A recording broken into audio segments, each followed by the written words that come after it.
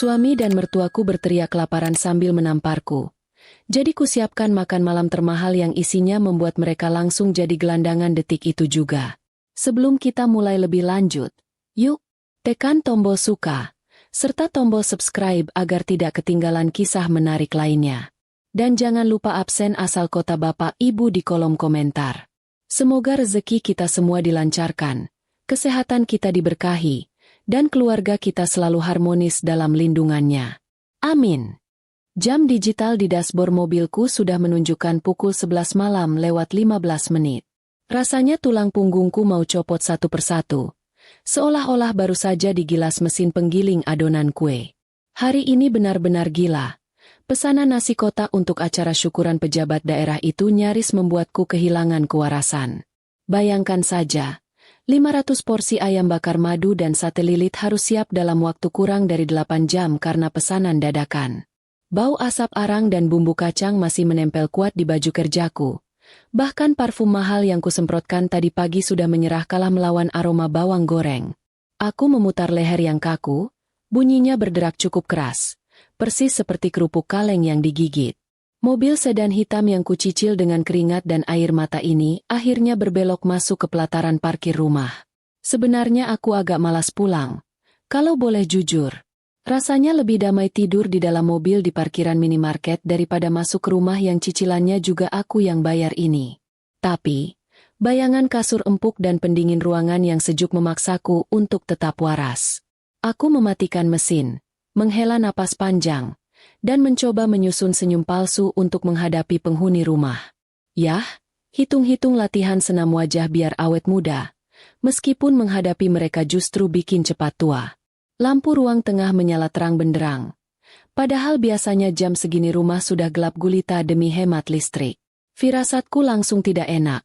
Seperti ada alarm bahaya yang berbunyi nyaring di kepalaku. Biasanya, kalau lampu menyala semua di tengah malam begini, ada dua kemungkinan. Ada maling masuk, atau ada sidang dadakan dari Hakim Agung, alias ibu mertuaku. Dan melihat mobil Budi, suamiku, terparkir miring di garasi. Sepertinya opsi kedua yang akan terjadi. Maling pun mungkin akan berpikir dua kali untuk masuk ke sini kalau tahu ada Ibu Darmi di dalam. Kunci pintu kuputar perlahan. Berharap bunyinya tidak membangunkan macan tidur. Tapi harapan itu sia-sia belaka. Begitu pintu terbuka, hawa dingin dari penyejuk ruangan langsung menampar wajahku, bersamaan dengan tatapan tajam tiga pasang mata yang sudah siap menerkam.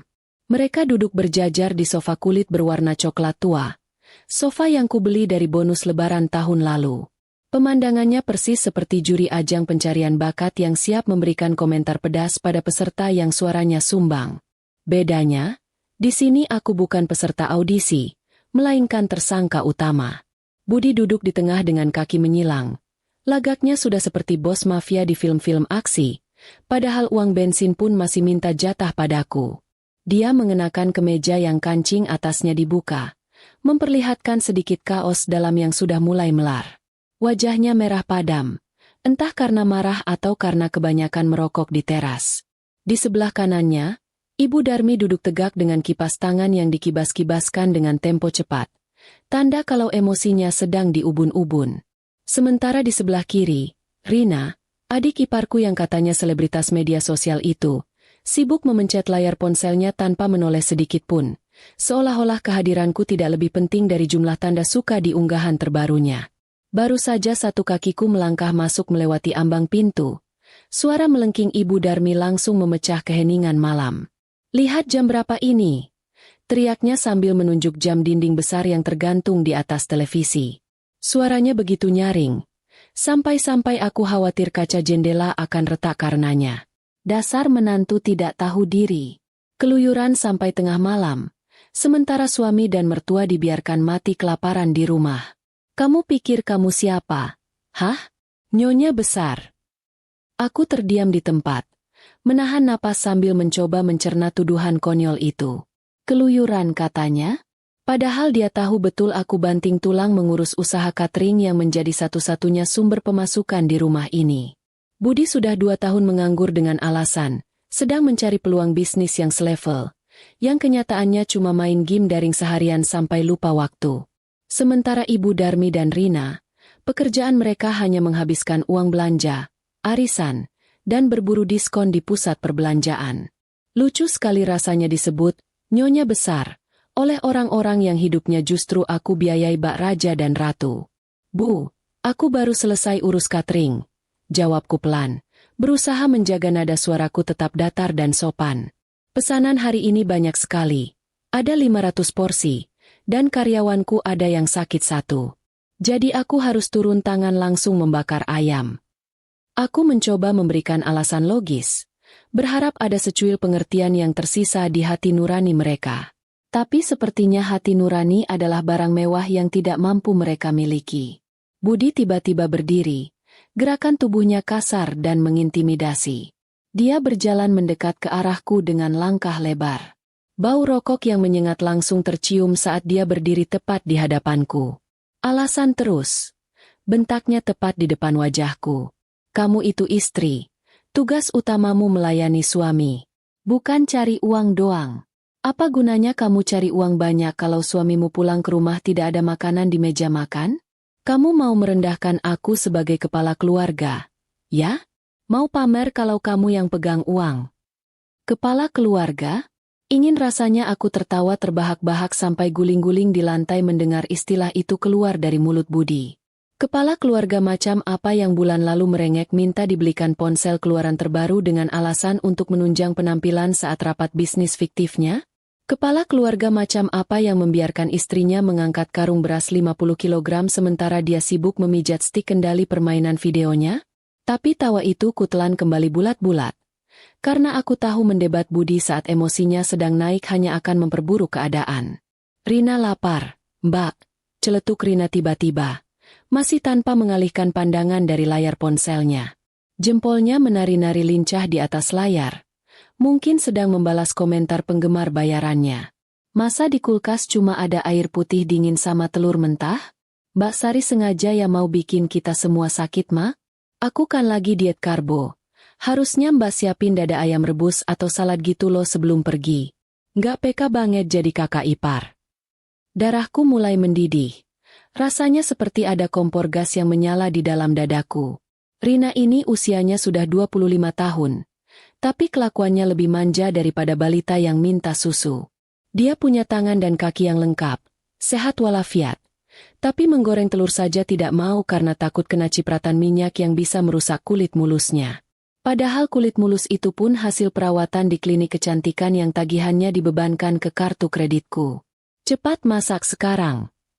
Ibu Darmi menimpali, kali ini dia berdiri dan berkacak pinggang.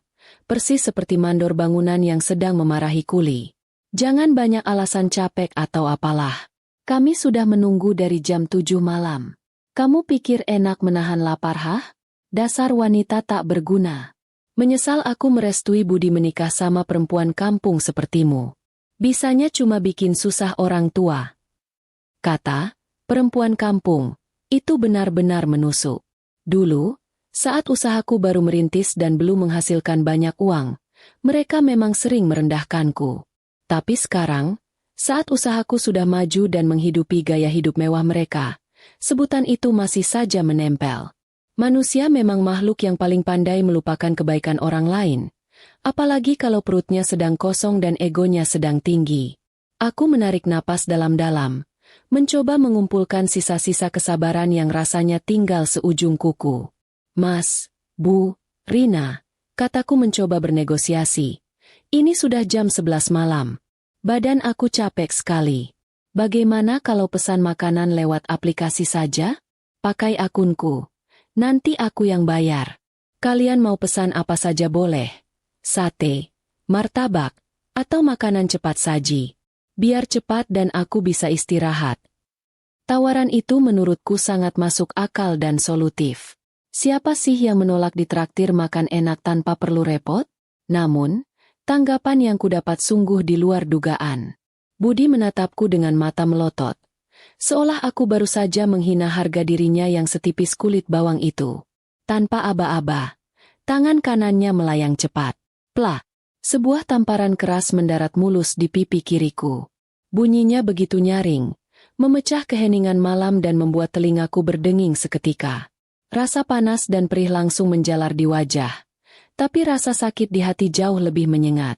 Aku terhuyung sedikit ke belakang, memegangi pipiku yang mulai terasa kebas. Mataku memanas, tapi aku menahan sekuat tenaga agar air mata tidak jatuh. Pantang bagiku menangis di depan manusia-manusia tidak punya hati ini. Menangis hanya akan membuat mereka merasa menang, dan aku tidak sudi memberikan kemenangan itu. Ruangan itu hening seketika. Rina menghentikan aktivitasnya bermain ponsel dan menatapku dengan mulut sedikit terbuka. Tapi kemudian sudut bibirnya terangkat membentuk senyum sinis yang menyebalkan. Ibu Darmi justru mendengus puas. Seolah tamparan itu adalah hukuman yang pantas kudapatkan. Rasakan, desis Ibu Darmi kejam. Itu akibatnya kalau berani membantah suami. Suami minta dimasakin, ya masak.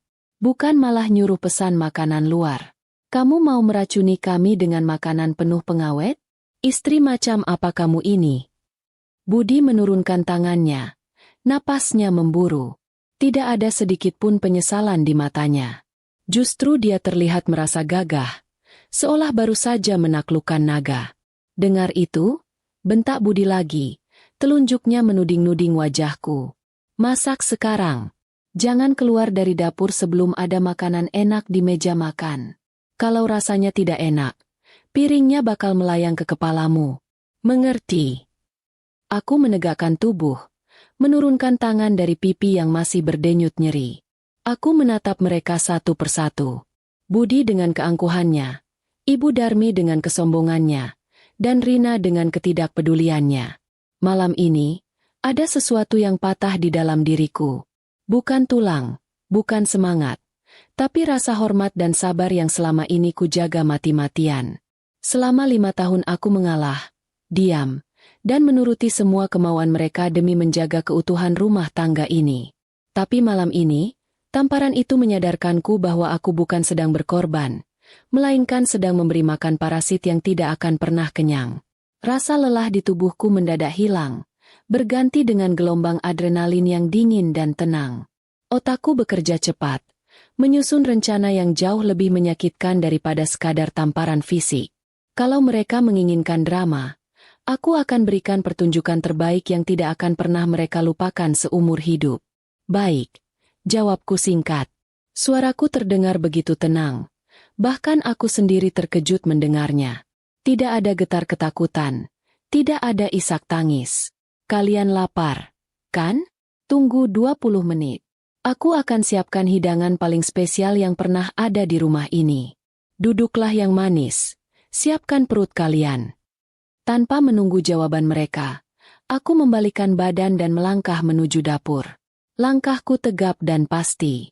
Sepatu kerjaku berbunyi tak-tak di atas lantai marmer yang dingin, seirama dengan detak jantungku yang kini berpacu bukan karena takut, tapi karena antusias. Aku tidak akan memasak nasi goreng, tidak akan membuat mie instan, dan jelas tidak akan menyalakan kompor. Sesampainya di dapur, aku menutup pintu geser kaca dengan rapat, lalu menguncinya dari dalam. Aku bersandar sejenak di meja dapur yang bersih mengkilap. Dapur impian yang kubangun dengan uang tabunganku sendiri. Kulihat pantulan wajahku di pintu oven. Pipi kiriku memerah. Ada bekas jari Budi di sana. Aku tersenyum tipis melihat bayangan itu. Terima kasih, Mas Budi. Bisikku pelan pada bayanganku sendiri. Tamparanmu tadi adalah tombol. Mulai, yang kutunggu-tunggu selama ini. Aku berjalan menuju lemari gantung di pojok dapur. Tempat aku menyimpan bumbu rahasia yang sudah kusiapkan sejak lama. Bukan bumbu dapur biasa, melainkan sebuah map tebal berwarna merah menyala yang terselip rapi di belakang toples tepung terigu. Malam ini, mereka minta dilayani? Baiklah, akan kulayani mereka sampai kenyang. Sangat kenyang sampai mereka muntah. Aku mengambil pisau daging besar dari rak, lalu mulai memukul-mukulkannya ke talenan kayu dengan irama yang konstan. Duk duk duk. Suaranya cukup keras hingga terdengar ke ruang tengah, menciptakan ilusi bahwa aku sedang bekerja keras memotong daging untuk tuan-tuan besar di luar sana. Padahal, tanganku yang satu lagi sedang sibuk membuka map merah itu, mengeluarkan lembar demi lembar dokumen yang akan menjadi menu utama malam ini. Rasanya lebih memuaskan daripada memasak rendang daging sapi wagyu sekalipun. Tunggu saja, keluargaku sayang. Makan malam kali ini akan terasa sangat mengejutkan. Bunyi, klik. Dari kunci pintu dapur yang kuputar rasanya menjadi suara paling merdu malam ini. Jauh lebih indah daripada lagu cinta manapun yang pernah Budi nyanyikan saat merayuku dulu. Begitu pintu tertutup rapat, aku menyandarkan punggung ke daun pintu yang dingin, membiarkan napas panjang keluar dari paru-paru yang rasanya sesak bukan main. Di luar sana, di ruang tengah yang berjarak hanya selembar tembok, 3 manusia itu pasti sedang tersenyum puas, merasa menang karena berhasil menundukkan pembantu berkedok istri ini lagi. Mereka mungkin berpikir aku sedang menangis terseduh-seduh di pojok dapur sambil mengupas bawang, meratapi nasib sambil berharap keajaiban datang. Padahal, air mataku sudah kering kerontang, habis tak bersisa disedot oleh kelakuan ajaib mereka selama 5 tahun terakhir. Menangis? Maaf saja, air mataku terlalu mahal untuk dibuang demi orang-orang yang bahkan tidak tahu cara membedakan lengkuas dan jahe. Aku berjalan tenang menuju meja dapur, mengambil pisau daging paling besar dan berat yang biasa kupakai untuk memotong tulang iga sapi. Kililatan logam pisau itu memantulkan wajahku yang lebam sebelah. Sebuah karya seni abstrak hasil tangan suamiku tercinta. Tanpa ragu, aku mulai menghantamkan pisau itu ke atas talenan kayu yang kosong. Tak. Iramanya kubuat cepat dan bertenaga. Seolah-olah aku sedang mencincang daging sapi kualitas impor dengan penuh semangat. Suara gaduh itu sengaja kuciptakan keras-keras agar menembus dinding dapur, memberi sinyal palsu kepada perut-perut lapar di luar sana bahwa hidangan lezat sedang diproses. Biar saja mereka menelan ludah membayangkan aroma masakan, padahal yang sedang kuracik di sini adalah resep kehancuran mereka. Lucu sekali kalau dipikir-pikir, bagaimana suara pisau beradu dengan kayu ini bisa menjadi musik pengantar tidur bagi kewarasanku yang nyaris putus. Di ruang tamu, aku bisa mendengar samar-samar suara tawarina dan celoteh Ibu Darmi. Mungkin mereka sedang membahas betapa hebatnya Budi mendidik istri, atau mungkin sedang merencanakan belanja bulanan menggunakan kartu kreditku lagi. Mereka benar-benar tidak sadar bahwa suara tak-tak dari dapur ini bukanlah tanda bakti seorang istri, melainkan hitungan mundur menuju kiamat kecil bagi kehidupan nyaman mereka. Rasanya seperti melihat tikus yang sedang asyik menari di atas perangkap. Tidak tahu bahwa keju yang mereka incar adalah umpan terakhir sebelum besi penjepit menghantam leher.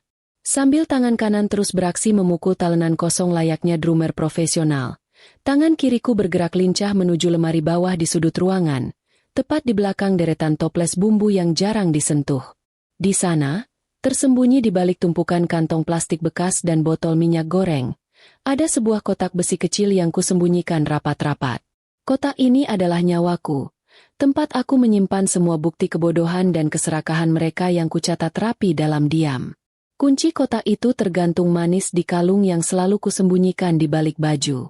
Dengan gerakan cepat, aku membuka kotak itu dan mengeluarkan sebuah map plastik tebal berwarna merah menyala.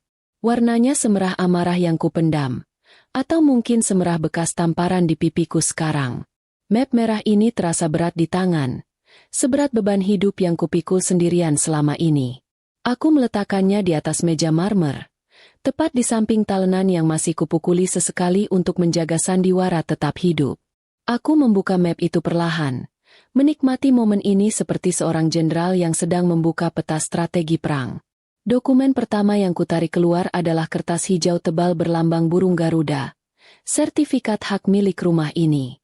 Dulu, rumah ini memang dibeli atas nama Budi karena dia merengek ingin merasa dihargai sebagai kepala keluarga, meskipun uang mukanya 100% dari tabunganku. Tapi bulan lalu, saat Budi mabuk kemenangan karena tim bola favoritnya menang, dia tanpa sadar menandatangani surat kuasa balik nama yang kuselipkan di antara tumpukan berkas tagihan listrik. Prosesnya mahal dan berbelit, tapi berkat kenalan notaris yang kulayani cateringnya, nama di sertifikat ini sekarang tertulis jelas dan tegas, Sari Wahyuni. Senyum miring terukir di bibirku saat mengelus nama itu. Bayangkan betapa lucunya nanti saat mereka tahu bahwa mereka sedang duduk, makan, dan berteriak-teriak mengusir pemilik asli rumah yang mereka tempati. Budi si, tuan rumah, Ternyata hanyalah penumpang gelap di istanaku. Di bawah sertifikat itu, ada tumpukan kertas lain yang tak kalah mematikan.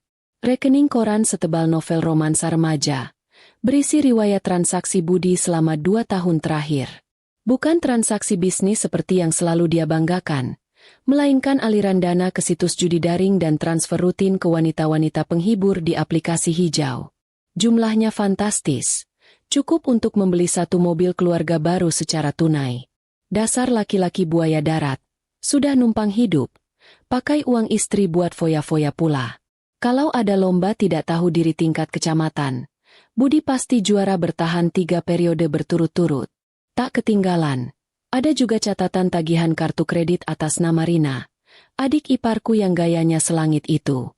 Lembaran tagihan ini penuh dengan pembelian barang-barang yang tidak penting, tas bermerek palsu, sepatu hak tinggi yang cuma dipakai sekali buat foto, sampai perawatan bulu mata yang harganya bisa buat makan 1 kampung.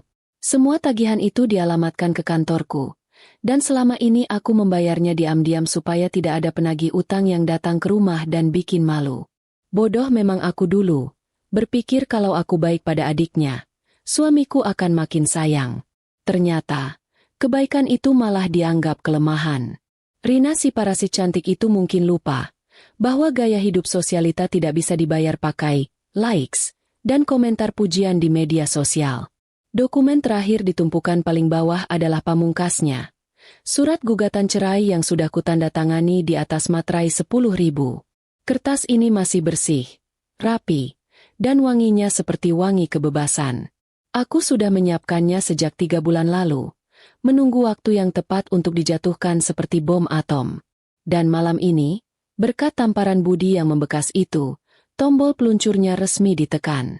Tidak ada lagi keraguan, tidak ada lagi pertimbangan, kasihan sama ibu, atau malu sama tetangga. Rasa kasihan itu sudah mati, dikubur bersama rasa hormatku pada mereka. Sari, lama sekali sih. Jangan bilang kamu malah tidur di dalam. Teriakan Ibu Darmi dari ruang tengah menembus lamunanku. Suaranya serak-serak basah. Mungkin karena kebanyakan makan gorengan atau kebanyakan teriak-teriak memarahi tukang sayur. Awas ya kalau masakannya hambar. Lidahku lagi nggak enak gara-gara nunggu kelamaan. Aku tertawa kecil. Tawa yang terdengar sangat kering. Tenang saja, Bu mertua tersayang. Masakan kali ini tidak akan hambar. Rasanya akan sangat kaya. Ada rasa pahit kenyataan, rasa pedas pengkhianatan, dan rasa asam penyesalan. Dijamin lidah ibu akan bergoyang. Saking kagetnya sampai lupa cara menelan. Aku mengambil nampan perak besar yang biasanya hanya keluar saat lebaran atau acara arisan keluarga besar. Nampan ini berkilau indah tertimpa lampu dapur. Siap menjadi panggung bagi drama babak terakhir ini. Kususun dokumen-dokumen itu dengan artistik di atas nampan. Sertifikat rumah di tengah sebagai hidangan utama, dikelilingi oleh bukti transfer judi dan tagihan belanja sebagai lauk porsinya, lalu ditutup dengan surat cerai sebagai pencuci mulut yang menyegarkan. Sungguh komposisi yang estetik, jauh lebih indah daripada tumpengan nasi kuning manapun yang pernah kubuat. Terakhir, aku menutup nampan itu dengan tudung saji perak berbentuk kubah yang tinggi. Dari luar, ini terlihat seperti sajian makan malam mewah ala restoran bintang 5 yang siap disantap oleh keluarga kerajaan. Padahal isinya adalah tiket satu arah menuju neraka dunia bagi mereka. Aku berjalan menuju cermin kecil yang tergantung di dekat wastafel, merapikan sedikit rambut yang keluar dari jilbab instanku. Pipi kiriku masih merah, sedikit bengkak. Tapi anehnya aku merasa lebih cantik dari biasanya. Tatapan mataku di cermin terlihat tajam, dingin, dan penuh determinasi. Sosok wanita lemah yang dulu selalu menunduk takut kalau dibentak suami sudah tidak ada di sana. Yang ada sekarang adalah Sari yang baru. Sari yang siap membakar jembatan di belakangnya agar tidak ada jalan untuk kembali. Waktu 20 menit sudah habis. Pertunjukan harus segera dimulai. Aku mengangkat nampan itu dengan kedua tangan. Beratnya lumayan, tapi hatiku terasa ringan sekali, seolah ada beban bertonton yang baru saja diangkat dari pundakku. Aku menarik napas dalam-dalam, menghirup aroma dapur untuk terakhir kalinya sebagai seorang istri yang tertindas. Mulai detik ini, Dapur ini bukan lagi penjara bagiku, tapi ruang kendali di mana aku yang memegang semua keputusannya. Dengan langkah mantap, aku menendang pengganjal pintu dan melangkah keluar menuju ruang makan. Siap-siap, sayangku. Makan malam sudah siap. Jangan sampai tersedak ya. Langkah kakiku memasuki ruang makan terasa begitu dramatis. Persis seperti adegan pembuka di film-film kolosal ketika sang ratu memasuki arena pertarungan. Ketiga manusia yang duduk mengelilingi meja makan kaca itu langsung menegakkan punggung begitu melihat nampan perak besar di tanganku.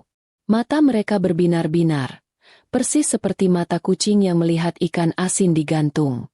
Rasa lapar rupanya sukses membuat mereka lupa sejenak pada adegan tamparan tadi. Atau mungkin mereka memang menganggap tamparan itu hal yang wajar, semacam bumbu penyedap dalam rumah tangga. Sendok dan garpu sudah tergenggam erat di tangan masing-masing, siap menyerang apapun yang ada di balik tudung saji berkilau ini. Aku meletakkan nampan itu tepat di tengah meja dengan gerakan perlahan dan penuh wibawa. Ting! Bunyi pantat nampan perak bersentuhan dengan kaca meja terdengar nyaring dan jernih. Suasana hening sejenak. Hanya terdengar suara perut Budi yang berkeruyuk kencang. Sebuah orkestra alamiah yang menandakan cacing-cacing di perutnya sedang demo minta jatah. Ibu Darmi menatap tudung saji itu dengan tatapan menilai. Seolah-olah dia adalah juri lomba masak yang siap memberikan kritik pedas kalau rasa garamnya kurang sebutir saja. Nah, begitu dong. Seru Ibu Darmi sambil membetulkan posisi duduknya agar lebih dekat ke meja. Istri itu harus sigap. Jangan cuma pintar cari uang. Tapi urusan perut suami dan mertua itu nomor satu. Baunya kok tidak tercium sampai sini ya? Jangan-jangan kamu masak makanan sehat yang hambar itu lagi? Awas ya kalau tidak ada santannya. Lidahku lagi ingin yang gurih-gurih. Rina ikut menimpali tanpa melepaskan pandangannya dari layar ponsel yang kini diarahkan ke nampan. Rupanya dia berniat merekam momen makan malam ini untuk konten media sosialnya.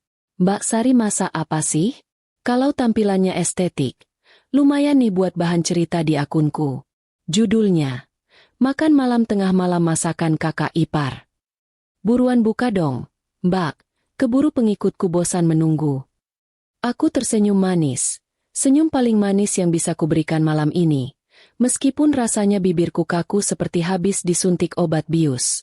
Aku berdiri tegak di ujung meja, melipat kedua tangan di dada, menikmati detik-detik terakhir ketidaktahuan mereka. Silakan, Mas Budi. Sebagai kepala keluarga yang terhormat, Mas yang paling berhak membuka tudung sajinya. Ini hidangan spesial, paling mahal, dan paling berharga yang pernah aku sajikan seumur hidupku. Nikmatilah sampai ke tulang-tulangnya. Budi mendengus bangga.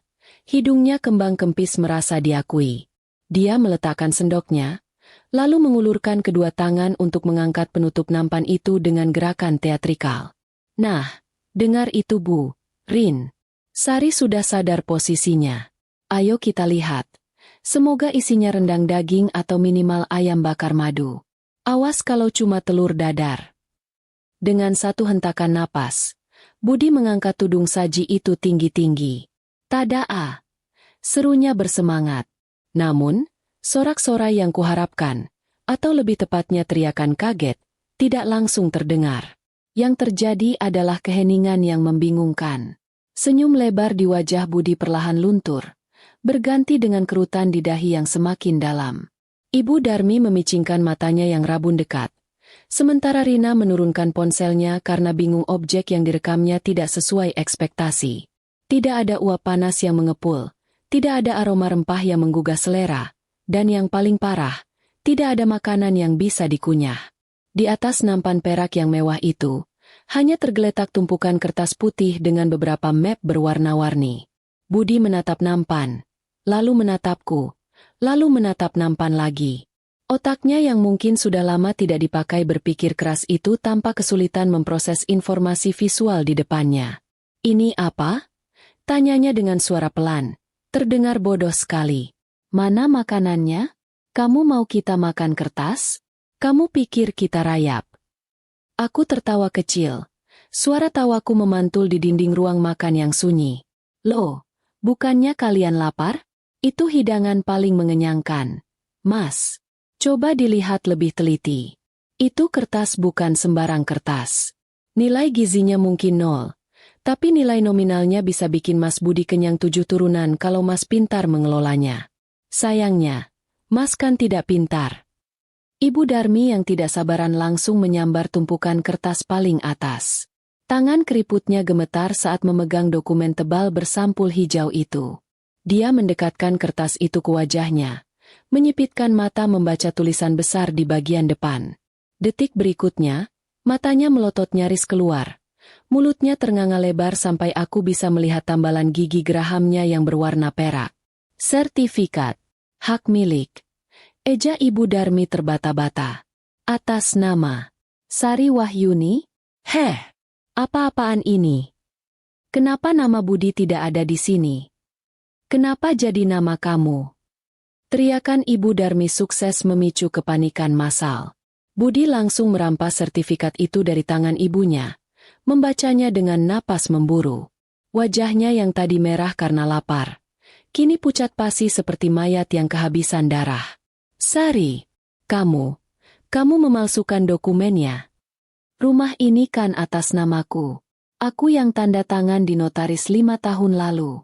Kenapa sekarang jadi namamu? Kamu mau menipuku ya? Menipu?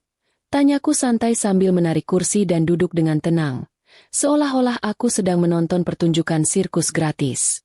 Coba ingat-ingat lagi, Mas. Bulan lalu, waktu kamu mabuk kemenangan bola dan minta tanda tangan berkas-berkas tagihan listrik yang menumpuk, kamu saking senangnya sampai tidak baca apa yang kamu tanda tangan. Itu surat kuasa balik nama. Sayang. Lagi pula, rumah ini 100% dibeli pakai uang tabunganku, uang warisan bapakku, dan hasil keringat kateringku. Kamu cuma nyumbang nama biar kelihatan gagah.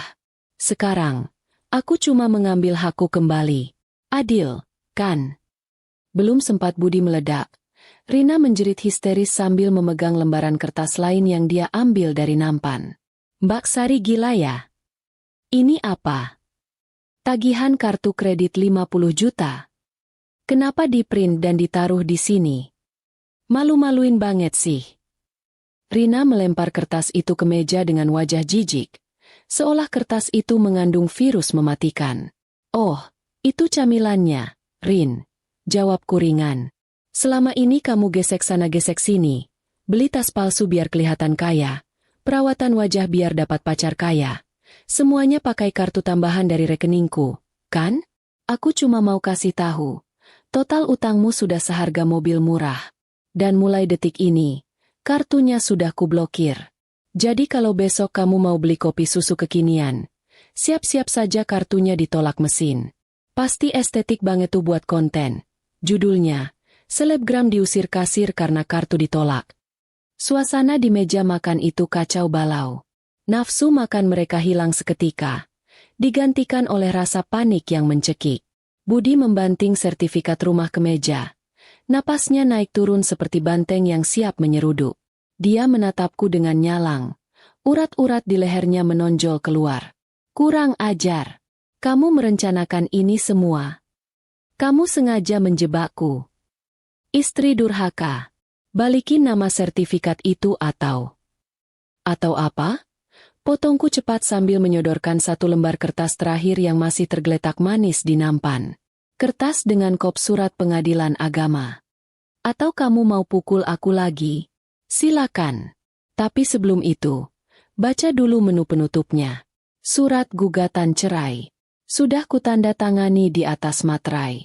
Alasan gugatan, penelantaran ekonomi, perselingkuhan, dan kekerasan dalam rumah tangga.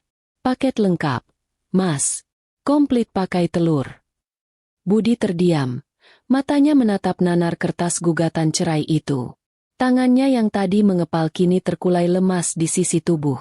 Mulutnya bergerak-gerak ingin bicara, tapi tidak ada suara yang keluar. Ibu Darmi yang menyadari situasi semakin genting mulai menangis meraung-raung, mengeluarkan jurus andalannya, drama air mata buaya. Ya Allah! Gusti! Punya menantu kok kejamnya melebihi ibu tiri di sinetron. Kami ini keluargamu. Sari, tega-teganya kamu mau mengusir kami dan menceraikan suamimu. Ingat dosa. Sari, Ingat surga istri itu ada di telapak kaki suami. Raung Ibu Darmi sambil memukuli meja makan, berharap tetangga dengar dan datang membela. Aku hanya tersenyum tipis. Sangat tipis. Surga memang di telapak kaki suami, Bu. Tapi kalau suaminya modelan Mas Budi yang kerjanya cuma injak-injak harga diri istri dan habisin uang istri buat judi, saya rasa surganya pindah alamat. Sekarang, silakan dinikmati. Makanan, kalian. Kenyang, kan?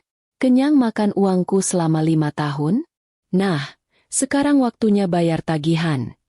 Pemandangan di depanku ini sungguh memuaskan.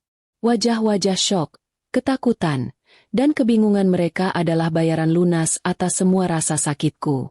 Mereka pikir aku wanita bodoh yang bisa diperah selamanya. Maaf saja, sapi perah pun kalau diperlakukan kasar lama-lama akan menendang juga. Dan malam ini, tendanganku tepat sasaran di ulu hati mereka. Selamat makan, para parasit. Suasana ruang makan yang tadinya hanya diisi suara perut keroncongan, dalam sekejap berubah menjadi arena pasar malam yang rusuh dan penuh teriakan. Kertas gugatan cerai yang tadi dipegang Budi kini sudah melayang ke udara, mendarat mengenaskan di atas lantai marmer. Wajah suamiku itu merah padam.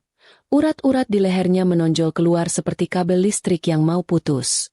Dia menatapku dengan mata melotot. Seolah-olah aku baru saja berubah menjadi makhluk luar angkasa berkepala 3. Lucu sekali melihat pria yang biasanya sok berkuasa ini tiba-tiba gelagapan seperti ayam jago yang kehilangan taji. Apa maksudnya ini, Sari? Bentak Budi. Suaranya menggelegar sampai membuat gelas kaca di meja bergetar. Dia menunjuk-nunjuk wajahku dengan telunjuk yang gemetar hebat. Kamu mau menceraikan aku? Suamimu sendiri? Kamu sudah gila ya? Siapa yang meracuni pikiranmu? Hah? Pasti teman-teman arisanmu yang janda-janda itu, kan? Aku hanya menyandarkan punggung ke kursi, menyilangkan kaki dengan santai, lalu mengambil gelas air putih di depanku. Meneguknya pelan-pelan seolah sedang menikmati teh sore di pinggir pantai. Tidak ada yang meracuni pikiranku, Mas. Justru aku yang selama ini keracunan janji manis kamu. Sabar ya, sayang. Bulan depan aku dapat proyek besar. Itu katamu 2 tahun lalu. Nyatanya, proyek yang kamu kerjakan cuma proyek menghabiskan saldo tabunganku di meja judi daring. Mendengar kata judi, wajah Budi yang merah pada mendadak berubah pucat pasi, seputih tembok di belakangnya. Mulutnya terkatup rapat. Matanya bergerak liar mencari alasan. Ah, kena kau. Dia pikir aku tidak tahu kemana larinya uang belanja bulanan yang selalu kurang itu. Belum sempat Budi membela diri, Ibu Darmi yang sedari tadi bengong menatap sertifikat rumah, tiba-tiba menjerit histeris. Suaranya melengking tinggi, persis sirine ambulan yang sedang terjebak macet. Bohong! Ini pasti palsu. Teriaknya sambil mengibas-ngibaskan sertifikat itu di depan wajahku. Rumah ini milik anakku. Budi yang beli. Kamu itu cuma menumpang. Sari, dasar menantu tidak tahu diri. Sudah diberi tumpangan malah mau merampas harta. Aku laporkan kamu ke polisi atas tuduhan penipuan. Aku tertawa renyah. Benar-benar geli mendengar tuduhan itu. Laporkan saja, Bu. Silakan. Kantor polisi cuma berjarak 2 kilometer dari sini. Tapi sebelum ibu ke sana, coba ibu tanya dulu sama anak kesayangan ibu itu. Tanya kemana perginya kalung berlian dan gelang emas 50 gram milikku yang hilang dari brankas 3 bulan lalu? Apa benar hilang dicuri tuyul? Atau, tuyulnya berkepala botak dan suka tidur mendengkur di kamar sebelah? Seketika, tatapan Ibu Darmi beralih tajam ke arah Budi. Budi menunduk dalam-dalam. Tidak berani menatap mata ibunya. Rahasia kecil yang dia simpan rapat-rapat akhirnya terbongkar juga. Rupanya, Budi menggadaikan perhiasanku untuk menutupi utang judinya. Dan dia bilang ke ibunya kalau aku yang menjual perhiasan itu untuk foya-foya. Sekarang, bangkai yang dia sembunyikan baunya sudah menyebar kemana-mana. Budi? Suara Ibu Darmi bergetar. Benar apa kata istrimu? Perhiasan itu. Kamu yang ambil. Budi diam 1000 bahasa. Keringat dingin sebesar biji jagung mulai bercucuran di pelipisnya. Melihat kakaknya terpojok, Rina yang sedari tadi sibuk mengecek aplikasi perbankannya yang terblokir, ikut meledak. Dia membanting ponselnya ke meja dengan kasar. Mbak Sari jahat banget sih. Oke, Mas Budi memang salah. Tapi kenapa aku juga kena imbasnya? Kartu kreditku mati semua. Besok aku ada janji perawatan wajah sama teman-teman. Mbak, kalau aku tidak bisa bayar, mau ditaruh di mana mukaku ini? Taruh saja di laci, Rin, biar aman, jawabku asal. Dengar ya, Rina sayang, kamu itu sudah 25 tahun. Sudah sarjana. Harusnya kamu kerja, cari uang sendiri, bukan merengek minta dibayari kakak ipar. Kamu pikir uang itu jatuh dari langit? Uang itu hasil aku bangun subuh, pergi ke pasar, masak ratusan porsi, sampai tanganku kapalan begini. Enak saja kamu tinggal gesek buat gaya-gayaan. Suasana semakin panas. Mereka bertiga kini menatapku dengan pandangan penuh kebencian. Seolah-olah aku adalah penjahat yang merenggut kebahagiaan mereka. Padahal aku hanya mengambil kembali apa yang menjadi hakku. Logika mereka memang sudah terbalik-balik. Saking lamanya hidup nyaman di atas penderitaanku. Cukup, teriak Budi lagi. Mencoba mengambil alih kendali situasi yang sudah babak belur. Dia memukul meja dengan kepalan tangannya. Bra, aku tidak peduli dengan semua kertas sampah ini. Aku tetap suami sah kamu. Dan aku kepala keluarga di sini. Kamu tidak punya hak mengatur-atur apalagi mengusir kami. Rumah ini harta Gonogini. Jadi separuhnya milikku. Harta Gonogini. Alisku terangkat sebelah. Mas, kamu lupa isi perjanjian pranikah yang kita buat dulu? Ah, pasti lupa. Kamu kan waktu itu tanda tangan asal-asalan karena buru-buru mau pergi main futsal. Di situ tertulis jelas, pemisahan harta. Apa yang kutabung, itu milikku. Apa yang kamu hasilkan, kalau ada, itu milikmu. Dan karena rumah ini kubeli pakai uangku 100%, dan cicilannya kulunasi sendiri, maka secara hukum agama dan negara, kamu tidak punya hak sepeser pun. Nol besar. Budi terhuyung ke belakang. Kakinya lemas menabrak kursi. Dia baru sadar betapa kuatnya posisi tawar yang kumiliki. Selama ini dia meremehkanku. Menganggapku wanita penurut yang buta hukum. Dia lupa kalau sebelum jadi pengusaha catering, aku pernah bekerja di bagian administrasi kantor notaris. Aku tahu cara bermain dengan kertas-kertas ini. Mulai detik ini, ucapku tegas, suaraku menggema di seluruh ruangan, menekan mental mereka sampai ke titik terendah. Rumah ini adalah milikku sepenuhnya. Kalian bertiga di sini statusnya bukan lagi keluarga, tapi tamu tak diundang yang sudah terlalu lama menumpang. Dan sebagai pemilik rumah, aku punya hak penuh untuk menentukan siapa yang boleh tinggal dan siapa yang harus angkat kaki. Ibu Darmi mulai menangis lagi. Kali ini lebih kencang dan dramatis. Dia memegangi dadanya, berakting seolah-olah serangan jantungnya kambuh. Aduh, dadaku sak. Budi, tolong ibu. Istrimu mau membunuh ibu pelan-pelan. Aku hanya menatapnya datar. Tidak usah akting, Bu. Minggu lalu hasil pemeriksaan dokter bilang jantung ibu sehat walafiat. Sekuat kuda. Yang sakit itu dompet dan harga diri ibu, bukan jantungnya. Budi yang melihat ibunya kesakitan, atau pura-pura sakit, kembali tersulut emosi. Dia maju selangkah mendekatiku. Tangannya terangkat lagi, siap melayangkan pukulan kedua. Matanya gelap, dikuasai amarah yang memuncak. Kurang ajar. Berani kamu menghina ibuku. Akan kuhajar kamu sampai kamu minta ampun dan sujud di kaki ibu. Aku tidak mundur 1 senti pun. Justru aku memajukan daguku, menantangnya. Ada kartu as terakhir yang belum kukan keluarkan. Kartu yang akan membuat tangan yang terangkat itu berhenti di udara. Coba saja kalau berani, bisikku dingin. Lihat lampu merah kecil yang berkedip di pojok atas lemari hias itu. Mata Budi mengikuti arah pandanganku. Di sana, tersembunyi di antara pajangan keramik, sebuah mata lensa kecil menatap kami tanpa berkedip. Merekam setiap gerakan, setiap teriakan, dan setiap ancaman. Babak selanjutnya akan menjadi penentuan nasib mereka. Tangan Budi yang sudah melayang di udara mendadak berhenti, membeku persis seperti patung pahlawan yang sering kulihat di persimpangan jalan kota. Matanya terkunci pada lampu merah kecil yang berkedip-genip di sudut ruangan, di atas lemari hias. Itu bukan lampu hiasan perayaan, melainkan mata kamera pengawas yang baru saja dipasang teknisi langgananku 2 hari lalu. Alat perekam itu menangkap setiap detail adegan drama rumah tangga ini dengan resolusi tinggi, siap menjadi bukti tak terbantahkan di meja hijau nanti. "Satu sentuhan lagi, Mas," kataku dengan nada selembut sutra tapi mematikan. Dan rekaman video ini akan langsung terkirim otomatis ke ponsel pengacaraku dan juga kantor polisi. "Kamu mau reuni sama teman-teman judimu di balik jeruji besi? Silakan pukul.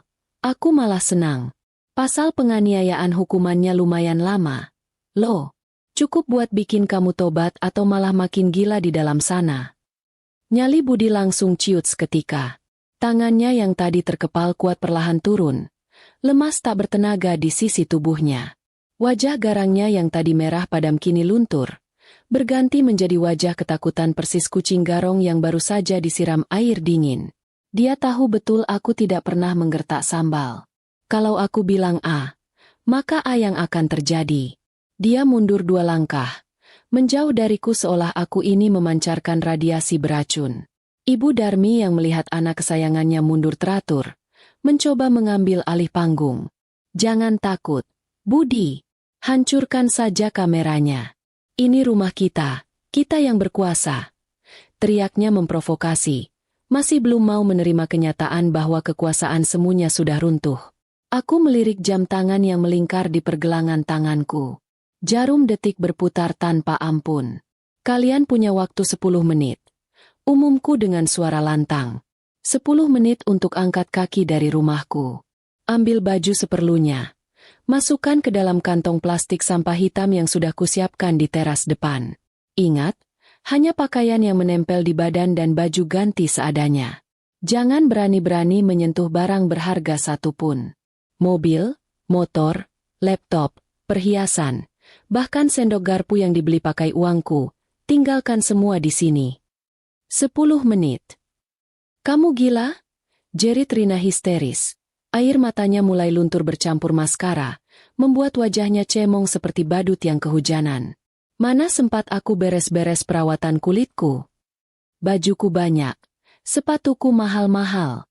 Aku tidak mau pakai kantong sampah. Memangnya aku pemulung? Ya kalau tidak mau, silakan pergi dengan baju yang menempel di badan saja. Lebih praktis, kan? Jawabku enteng sambil merogoh saku gamis, mengambil ponselku. Dan karena sepertinya kalian susah diajak kerja sama, aku butuh bantuan tenaga ahli. Aku menekan tombol panggil cepat di layar ponsel, mengaktifkan pengeras suara agar mereka bisa mendengar jelas siapa yang kuhubungi. Nada sambung berbunyi 2 kali sebelum suara berat di seberang menjawab. "Halo, selamat malam, Bu Sari? Ada yang bisa dibantu?" Itu suara Pak Asep, kepala keamanan kompleks perumahan kami.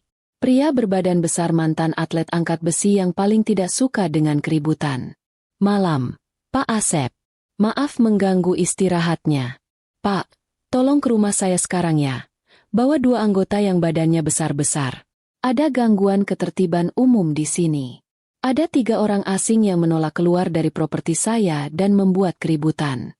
Saya butuh bantuan Bapak untuk mengawal mereka keluar gerbang kompleks." "Siap, Bu Sari. Kami meluncur sekarang," jawab Pak Asep tegas. Mendengar percakapan itu, kepanikan yang sesungguhnya terjadi. Budi, Ibu Darmi, dan Rina sadar bahwa waktu mereka benar-benar sudah habis. Tidak ada negosiasi, tidak ada tawar-menawar. Mereka berlarian menuju kamar masing-masing seperti ayam yang kehilangan induk. Terdengar suara pintu dibanting, suara lemari diobrak-abrik, dan suara tangisan Rina yang semakin kencang meratapi nasib koleksi tasnya. Aku menunggu di ruang tengah dengan tenang, mengawasi jarum jam yang terus bergerak. Tepat 10 menit kemudian, suara sirine motor patroli terdengar mendekat, disusul suara guntur yang menggelegar di langit. Alam semesta sepertinya sedang bersekongkol denganku malam ini. Hujan deras tiba-tiba turun mengguyur bumi, Seolah-olah langit ingin membantu membilas kotoran dan energi negatif yang selama ini bersarang di rumahku. Pak Asep dan dua anggotanya muncul di pintu depan. Basah kuyup tapi tetap sigap. "Mana orangnya, Bu?" tanya Pak Asep. Aku menunjuk ke arah tiga manusia yang baru saja keluar dari kamar dengan wajah kusut. Mereka masing-masing menyeret kantong plastik sampah hitam besar yang menggembung. Satu-satunya koper darurat yang mereka punya. Penampilan mereka sungguh mengenaskan. Jauh berbeda dari penampilan borjuis mereka 1 jam yang lalu. Budi memakai kaos oblong yang sudah belel.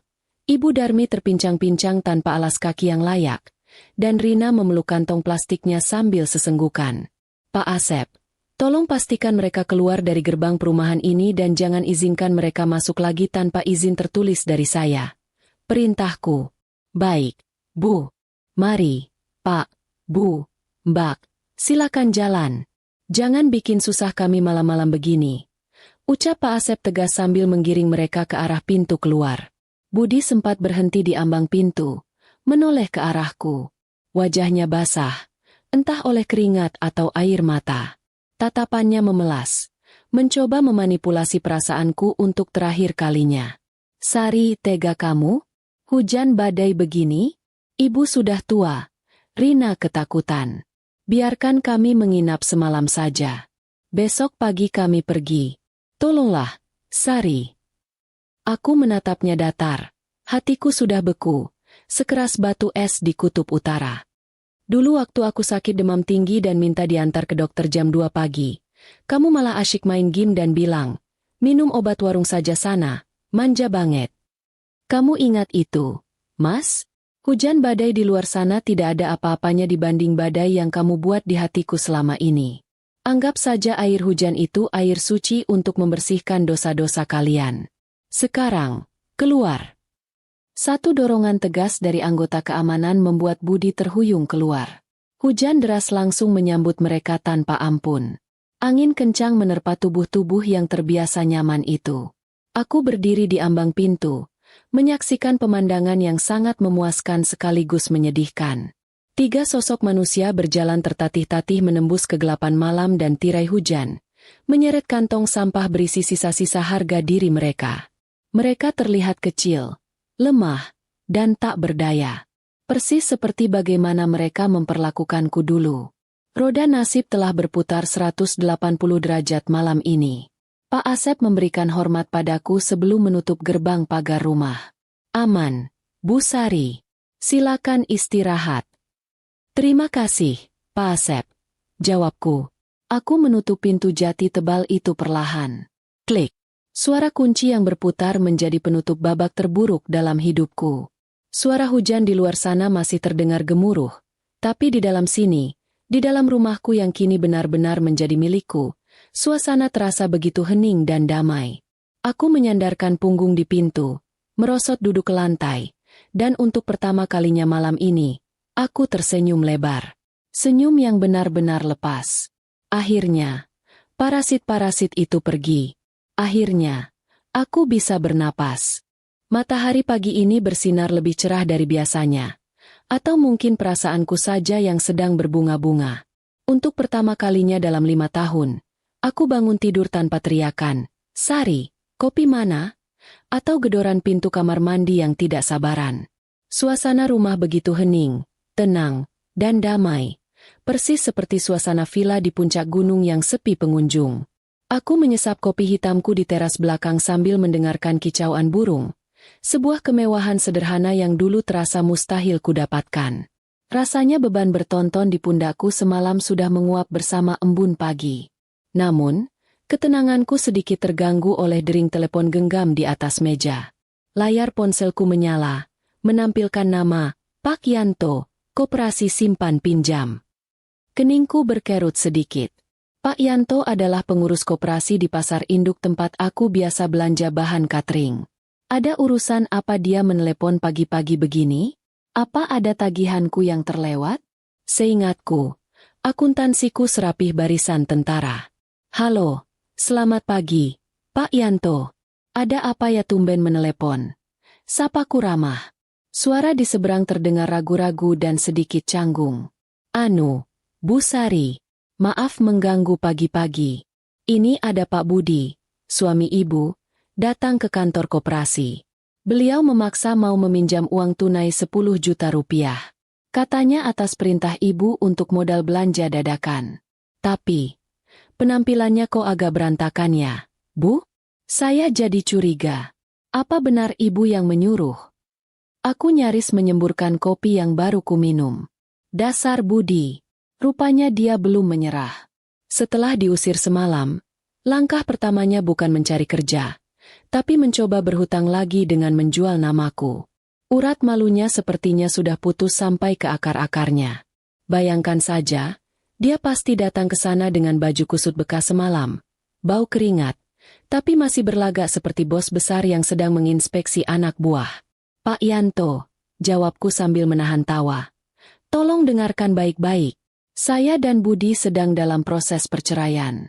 Mulai hari ini, jangan pernah berikan pinjaman 1 rupiah pun kepada laki-laki itu atas nama saya atau usaha catering saya.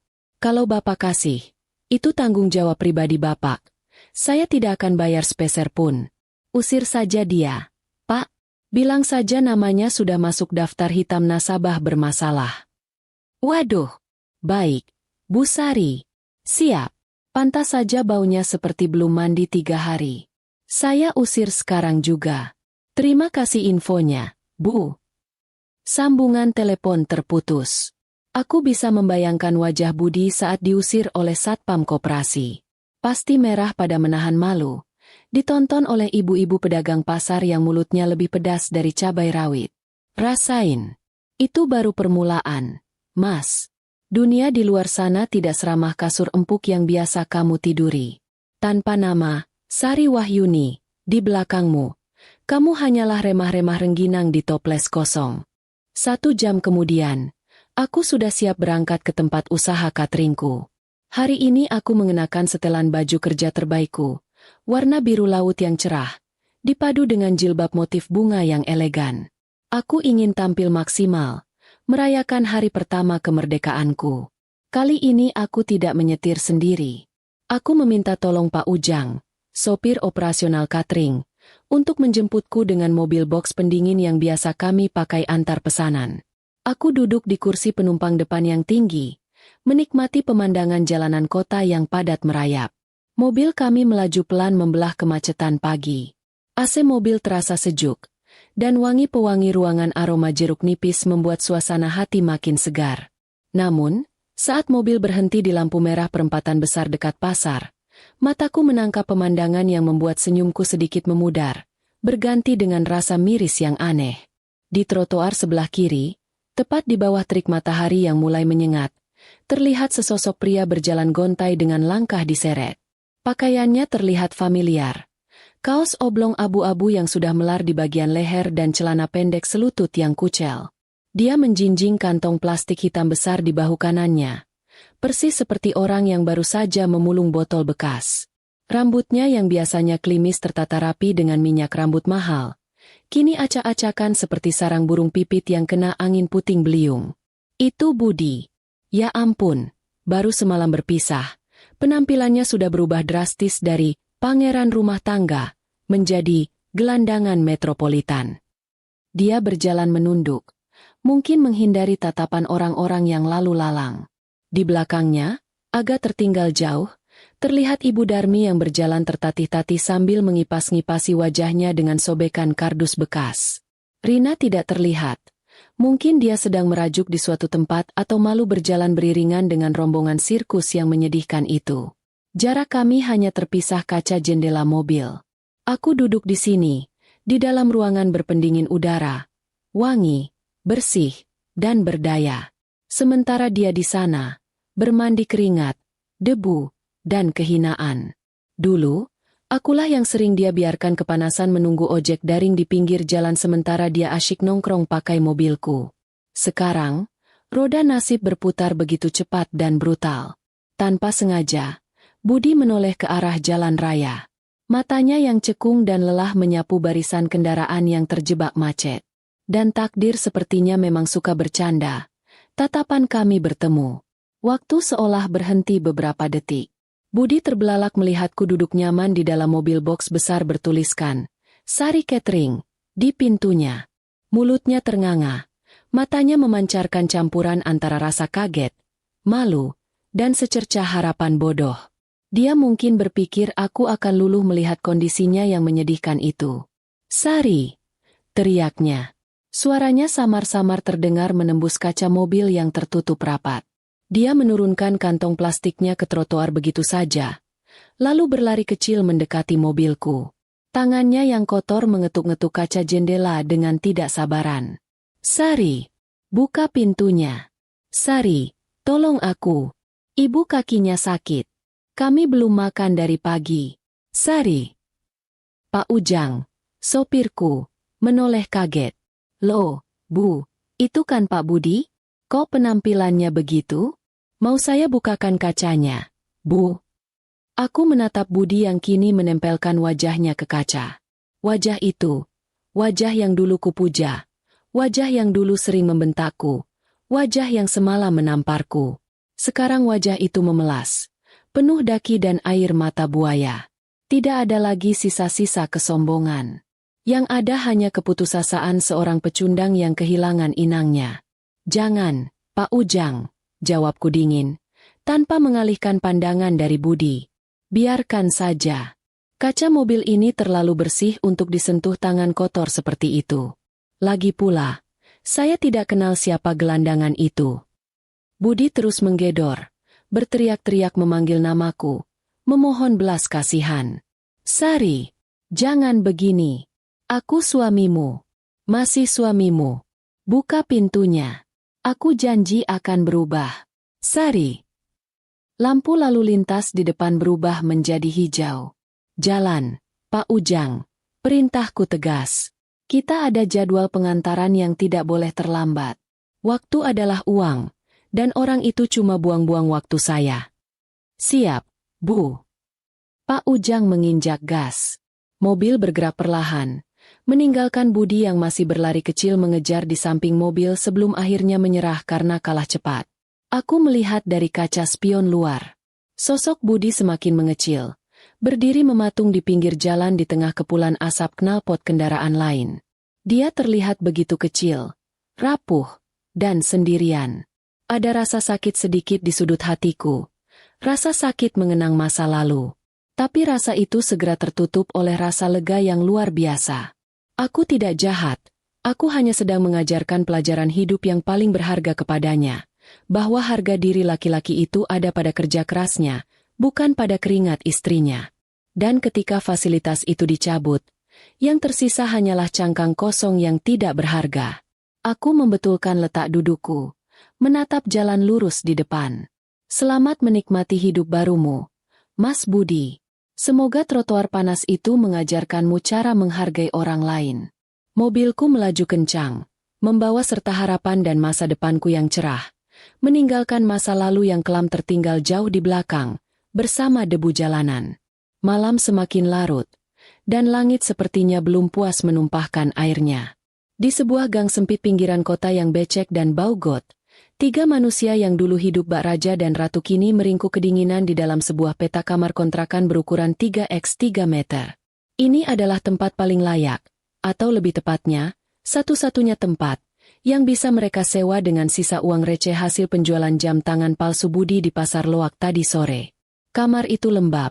Dindingnya dipenuhi bercak jamur kehijauan yang membentuk pola abstrak menjijikan. Tidak ada kasur empuk. Hanya tikar pandan tipis yang sudah bolong di beberapa bagian. Lampu bohlam kuning 5 watt yang berkedip-kedip di langit-langit seolah mengejek nasib mereka yang kian meredup. Suara nyamuk berdenging nyaring di telinga. Berebut jatah darah segar dari kulit-kulit manja yang biasanya terlindungi losion anti-nyamuk impor.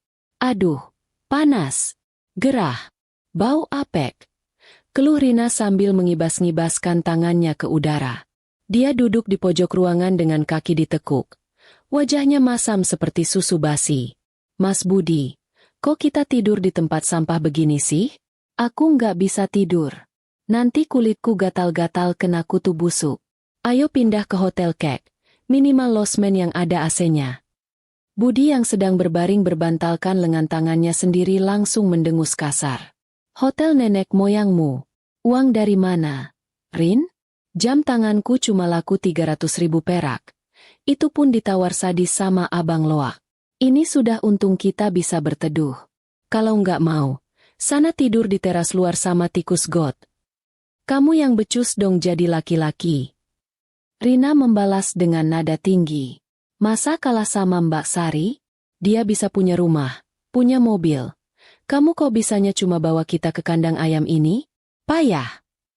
Diam kamu, bentak Budi, bangkit dari tidurnya.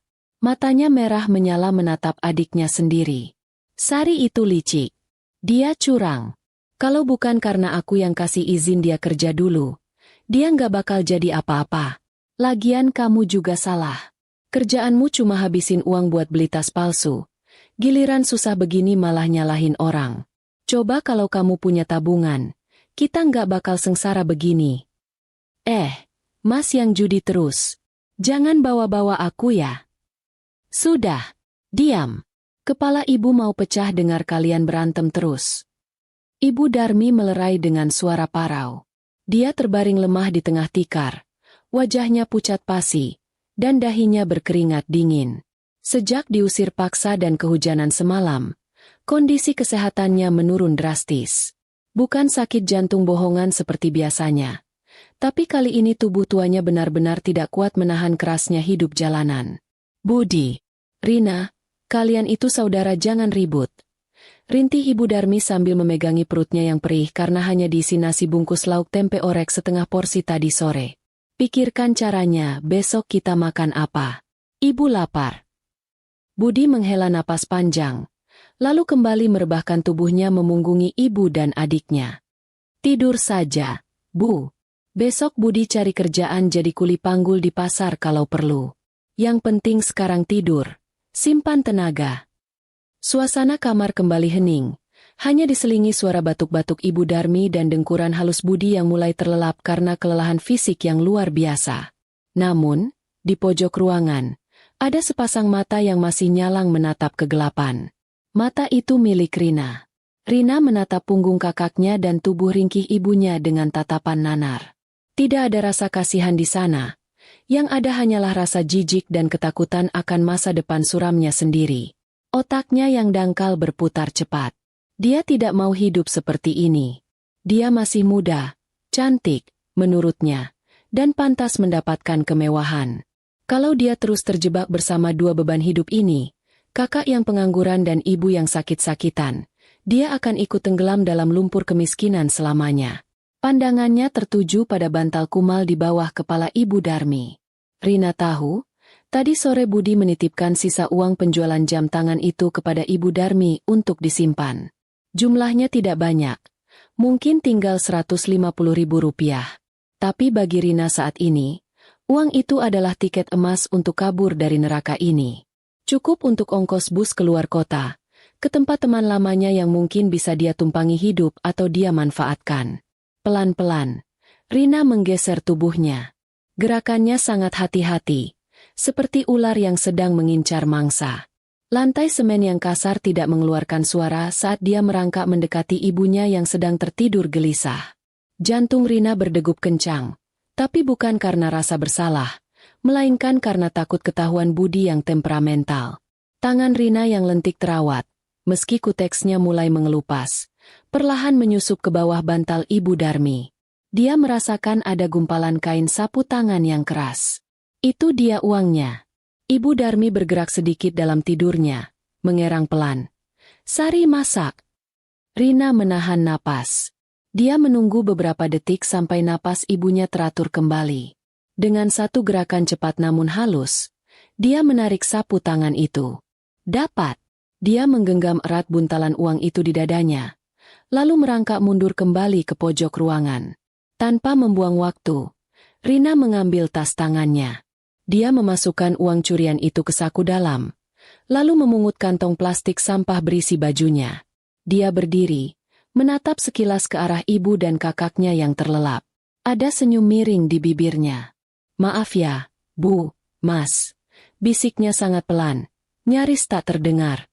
Rina nggak level hidup gembel begini. Kalian urus diri kalian sendiri saja. Rina mau cari hidup baru. Bye-bye, para pecundang. Dengan langkah jinjit, Rina membuka kunci pintu kamar kontrakan yang karatan. Krek, engsel pintu berbunyi pelan. Tapi untungnya tertutup suara dengkuran Budi yang semakin keras. Rina menyelinap keluar, menutup pintu kembali dengan hati-hati, dan menghilang di telan kegelapan gang sempit. Dia pergi tanpa menoleh lagi, meninggalkan ibu kandungnya yang sakit dan kakak kandungnya yang bangkrut tanpa sepeser pun uang untuk membeli nasi besok pagi. Benar kata pepatah, kemiskinan bisa menguji kesetiaan, dan di keluarga ini, kesetiaan itu ternyata harganya lebih murah daripada sepiring nasi uduk. Malam itu, di bawah langit yang mendung, seekor tikus muda baru saja memakan jatah makan tikus-tikus tua lainnya demi bertahan hidup. Kehancuran keluarga ini kini paripurna sudah, hancur dari luar oleh Sari, dan hancur dari dalam oleh keserakahan mereka sendiri. Jeritan Budi membelah keheningan pagi di gang sempit itu. Suaranya melengking tinggi persis seperti orang yang baru saja melihat hantu di siang bolong. Dia mengobrak-abrik bantal ibunya dengan panik, membolak-balik tikar, bahkan mengguncang tubuh Ibu Darmi yang masih setengah sadar. Wajah Budi pucat pasi, matanya melotot horor menatap ruang kosong di sebelah tempat tidurnya. Rina hilang. Dan yang lebih parah, buntalan sapu tangan berisi uang sisa penjualan jam tangan, harta karun terakhir mereka, juga lenyap tanpa bekas. Rina, adik tersayang yang katanya selebritas media sosial papan atas itu, ternyata punya bakat terpendam sebagai ninja. Dia kabur tanpa meninggalkan jejak, membawa lari nyawa ibu dan kakaknya sendiri. Sungguh sebuah plot cerita yang sangat membagongkan.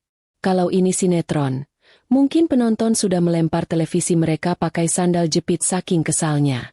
Tapi sayangnya, ini kenyataan pahit yang harus ditelan Budi bulat-bulat. Dia meraung marah, memaki-maki nama adiknya dengan sumpah serapah yang paling kasar. Tapi tembok lembab kontrakan itu hanya memantulkan suaranya kembali, seolah mengejek kebodohannya. Belum kering air mata kemarahan Budi, pintu kamar kontrakan digedor keras dari luar. Bum! Bum! Bum! Bukan ketukan tamu yang sopan, melainkan gedoran penagih utang yang siap mengajak berkelahi. Muncul wajah Pak Kos, pemilik kontrakan yang kumisnya setebal aspal jalan raya. Dia berdiri berkacak pinggang, matanya menatap jijik ke arah Budi dan ibunya yang berantakan. Heh, kalian! Sudah pagi. Mana sisa uang sewanya? Tagih Pak Kos tanpa basa-basi. Kemarin janjinya pagi ini lunas. Jangan coba-coba menipu saya ya. Tampang kalian itu tampang-tampang penipu. Budi gemetar, lututnya lemas. Dia mencoba memohon, merangkupkan kedua tangannya di dada. Pak, tolong Pak beri kami waktu sehari lagi. Adik saya kabur bawa uangnya. Pak, ibu saya sakit tolonglah. Pak, kasihan. Halah, lagu lama kaset kusut. Potong Pak Kos galak. Alasan terus. Saya tidak peduli adikmu kabur ke bulan atau kemana. Pokoknya kalau tidak ada uang, angkat kaki sekarang juga. Saya mau sewakan kamar ini ke orang yang punya duit. Kalian itu cuma bikin kamar saya bau apek. Keluar. Diusir 2 kali dalam waktu kurang dari 3 hari.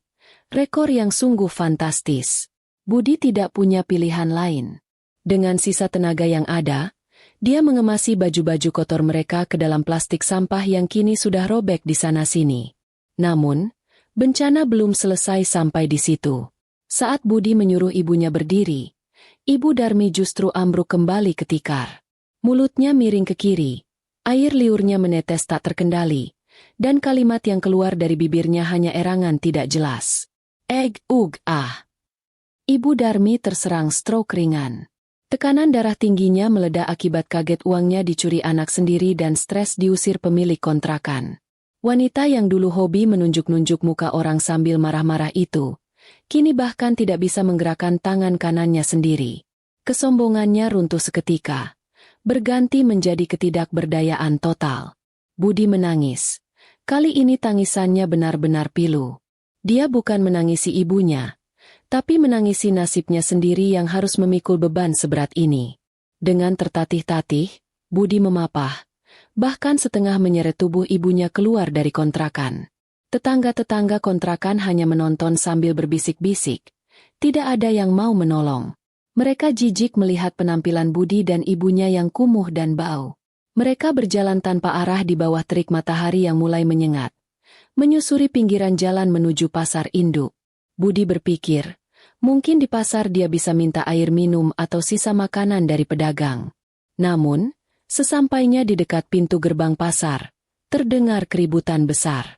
Teriakan, maling, copet, tangkap. Bersahutan dengan suara pukulan dan jeritan kesakitan. Naluri Budi menyuruhnya untuk menjauh. Tapi matanya menangkap sosok yang sedang dikerumuni masa itu. Jantungnya serasa berhenti berdetak.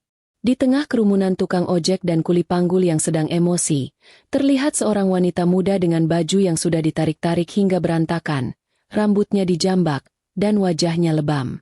Wanita itu menangis histeris memohon ampun sambil memeluk tas tangan yang talinya sudah putus. Itu Rina.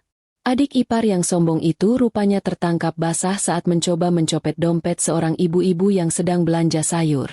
Uang hasil curiannya dari Ibu Darmi mungkin sudah habis atau hilang, sehingga dia nekat mencuri lagi demi gaya hidup atau sekadar makan enak. Rina yang dulu jijik melihat orang miskin, kini menjadi tontonan hinaan orang-orang pasar.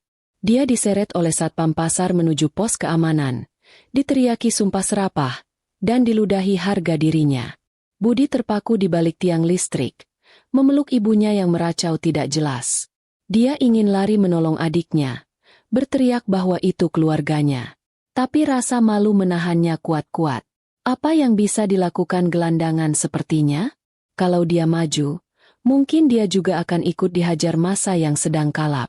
Akhirnya, Budi hanya bisa memalingkan wajah, menutup mata Ibu Darmi dengan tangannya yang kotor agar ibunya tidak melihat pemandangan memilukan itu. Dia bersembunyi di balik gerobak sampah, menyembunyikan wajahnya dalam-dalam. Keluarga yang dulu diagung-agungkan itu kini hancur lebur tak bersisa. Satu di penjara, satu lumpuh, dan satu lagi menjadi sampah masyarakat. Hukuman dunia ternyata datang lebih cepat dari paket kilat khusus.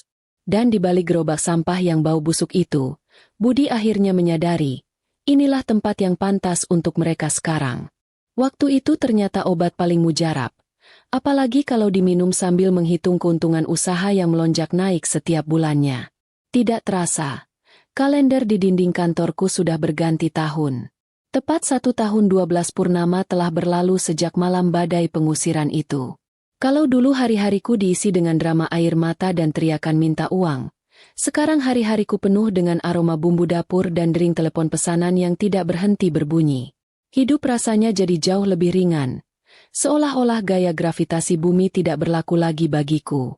Usaha catering rumahan yang dulu dikerjakan di dapur sempit sambil menahan batin, kini sudah bermetamorfosis menjadi sebuah restoran besar berlantai 2 di pusat kota. Papan namanya terpampang gagah dengan lampu neon berwarna emas. Dapur Sari. Bukan lagi sekadar melayani nasi kotak. Sekarang restoranku menjadi langganan pejabat dan artis ibu kota. Setiap kali melihat karyawan-karyawanku yang berseragam rapi menyapa dengan hormat. Selamat pagi, Bu Sari. Rasanya aku ingin memeluk tiang beton saking senangnya. Dulu dipanggil, menantu tak berguna. Sekarang dipanggil, Ibu Bos. Peningkatan nasib yang sangat signifikan, bukan? Aku berdiri di depan cermin besar di ruang kerjaku, mematut diri sejenak sebelum turun mengawasi dapur. Wanita yang ada di pantulan cermin itu nyaris tidak aku kenali. Kulit wajahku yang dulu kusam dan sering lebam, kini bersih, cerah, dan bersinar layaknya piring porselen baru dicuci. Kantung mata hitam akibat sering begadang memikirkan utang budi sudah hilang tak berbekas. Banyak teman-teman lamaku yang bilang, "Wah, Sari sekarang awet muda ya, rahasia perawatan kulitnya apa?" Aku biasanya hanya tertawa dan menjawab enteng. Rahasianya gampang, buang saja beban hidup seberat 200 kg bernama suami malas dan mertua jahat. Dijamin langsung langsing dan glowing seketika. Benar kan? Ternyata kosmetik termahal di dunia itu adalah ketenangan hati dan kebebasan finansial. Ngomong-ngomong soal finansial, rekeningku sekarang gendut bukan main. Sehat walafiat tanpa penyakit kanker alias kantong kering. Tidak ada lagi notifikasi tagihan kartu kredit misterius yang bikin jantungan. Mobil sedan lamaku sudah kuganti dengan mobil jenis SUV terbaru yang gagah dan tinggi, biar kalau lewat jalanan banjir tidak perlu khawatir mogok, dan kalau ketemu mantan suami di jalan bisa langsung kulindas. Maksudnya kulewati dengan elegan. Rasanya nikmat sekali bisa membeli apapun yang ku mau tanpa harus sembunyi-sembunyi atau mendengar omelan. Istri kok boros. Padahal dulu si Budi beli burung kicau jutaan rupiah saja aku diam. Giliran aku beli daster baru dia pidato 7 hari 7 malam.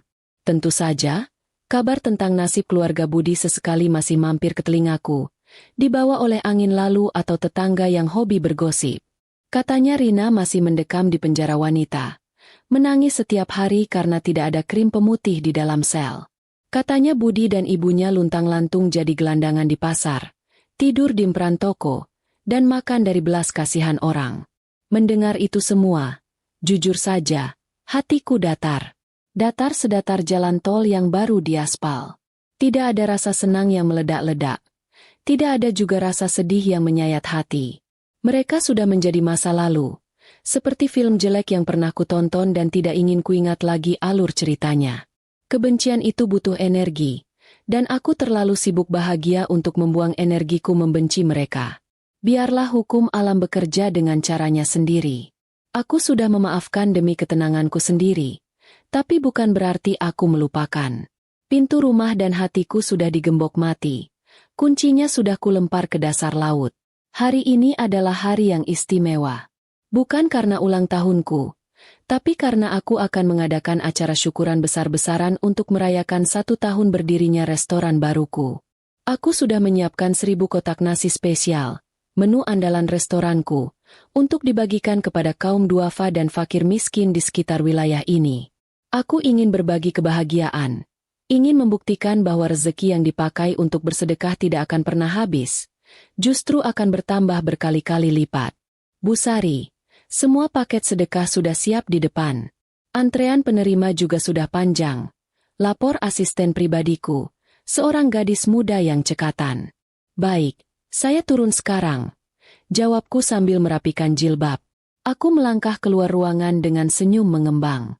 Hatiku berdebar hangat, tidak sabar ingin melihat senyum orang-orang yang menerima makanan dariku. Namun, aku sama sekali tidak menyangka bahwa di antara ratusan wajah asing yang mengantre di bawah sana, ada sepasang wajah masa lalu yang sedang menungguku. Wajah yang akan menutup kisah ini dengan sempurna. Takdir memang sutradara yang paling jago membuat kejutan. Mari kita turun, dan hadapi babak terakhir ini dengan kepala tegak. Matahari siang ini bersinar terik sekali, seolah ingin ikut memanggang aspal jalanan, tapi hatiku rasanya sejuk seperti sedang duduk di depan kulkas yang terbuka pintunya. Halaman depan restoranku sudah dipadati ratusan manusia yang mengantre dengan tertib. Bau keringat bercampur debu jalanan menguar di udara. Aroma khas perjuangan hidup yang sangat kental. Aku bersikeras untuk turun tangan langsung membagikan nasi kotak ini. Bukan cuma duduk manis tunjuk-tunjuk jari. Aku ingin melihat mata mereka, ingin menyentuh tangan mereka, dan ingin memastikan bahwa rezeki ini sampai ke perut yang tepat. Satu persatu kotak nasi berpindah dari tanganku ke tangan-tangan yang kasar dan lelah. Silakan, Bu, semoga berkah. Ucapku berulang kali dengan senyum yang tak pernah luntur. Rasanya capek berdiri, tapi melihat binar bahagia di mata mereka, rasa pegal di kakiku langsung sembuh seketika. Antrean terus mengalir seperti air sungai. Hingga tiba giliran seseorang yang baunya, astaga, baunya sungguh menyengat. Campuran antara bau sampah basah dan keringat yang sudah difermentasi berhari-hari. Aku menahan napas sedikit agar tidak mual. Lalu mengangkat wajah untuk memberikan kotak nasi berikutnya. Gerakanku terhenti di udara. Senyumku yang tadi merekah lebar, perlahan memudar menjadi garis lurus yang datar. Di hadapanku, berdiri seorang pria kurus kering, kulitnya hitam terbakar matahari, dan rambutnya panjang menggumpal seperti ijuk sapu yang lupa dibilas. Dia mengenakan kaos partai yang sudah bolong di bagian ketiak dan celana pendek yang warnanya sudah tidak jelas aslinya apa. Pria itu sedang mendorong sebuah kursi roda reot yang roda kirinya sudah miring. Di atas kursi roda itu, duduk seorang wanita tua yang tubuhnya tinggal tulang berbalut kulit. Tatapannya kosong melompong, dan mulutnya terus komat kamit tanpa suara. Jantungku tidak berdebar kencang. Tidak ada ledakan amarah. Tidak ada keinginan untuk menjambak atau memaki. Yang ada hanya rasa kaget yang singkat, lalu disusul oleh perasaan asing yang dingin. Itu Budi. Dan wanita tua yang tampak seperti mayat hidup itu adalah Ibu Darmi. Ya ampun, dunia ini benar-benar sempit. Atau mungkin Tuhan memang sengaja mengatur pertemuan ini sebagai adegan penutup yang epik. Budi, lelaki yang dulu paling cerewet kalau kemejanya kurang licin sedikit saja, sekarang berdiri di depanku dengan daki yang menumpuk di leher. Ibu Darmi, wanita yang dulu hiknanya selangit dan jijik melihat debu, sekarang malah terlihat menyatu dengan debu itu sendiri. Budi menunduk. Matanya terpaku pada sepatu hak tinggiku yang mengkilap. Mungkin dia mengenali sepatu itu. Atau mungkin dia malu melihat kakinya sendiri yang penuh luka koreng dan tanpa alas kaki. Perlahan, dengan ragu-ragu, dia mengangkat wajahnya. Mata kami bertemu. Detik itu, aku melihat kehancuran total di matanya. Jakunnya naik turun menelan ludah yang terasa pahit. Bibirnya gemetar hebat, hendak mengucapkan sesuatu. Sari. Suaranya keluar parau, nyaris seperti bisikan hantu. Dia mengenalku. Tentu saja dia mengenalku. Aku adalah wanita yang dulu dia sia-siakan. Wanita yang dia anggap tidak berguna, yang kini berdiri tegak di hadapannya sebagai tangan di atas. Budi memandang sekeliling, melihat restoran megah di belakangku, melihat mobil baruku yang terparkir di garasi VIP, dan melihat diriku yang bersih dan terawat. Kontras yang sangat menyakitkan bagi ego laki-lakinya yang sudah hancur lebur. Apa yang harus kulakukan? Meludahinya? Mengusirnya? Menertawakannya sambil berkata, "Rasain lo." Itu terlalu murahan. Itu cara main mereka, bukan caraku. Aku menarik napas panjang, lalu menghembuskannya pelan. Wajahku kembali tenang, datar, dan profesional.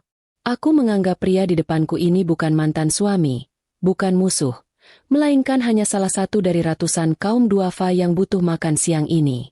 Tidak lebih, tidak kurang. Aku menyodorkan kotak nasi berlogo Dapur Sari, itu ke tangannya yang kotor dan gemetar. Di atas kotak nasi itu, aku selipkan sebuah amplop putih berisi uang santunan. Cukup tebal. Cukup untuk mereka makan enak beberapa hari atau membeli obat warung buat ibunya. "Silakan, Pak," ucapku lembut namun tegas. Suaraku terdengar asing, seperti bicara pada orang yang baru pertama kali bertemu di halte bus. "Ini rezekinya. Semoga bermanfaat untuk Bapak dan Ibu. Jangan lupa berdoa sebelum makannya." Hanya itu. Tidak ada sebutan, "Mas." Tidak ada pertanyaan, "Apa kabar?" Dan tidak ada drama air mata. Aku memperlakukannya sebagai orang asing. Dan percayalah, bagi seseorang yang pernah memiliki kita, dianggap sebagai orang asing yang tak dikenal adalah hukuman batin yang paling menyiksa.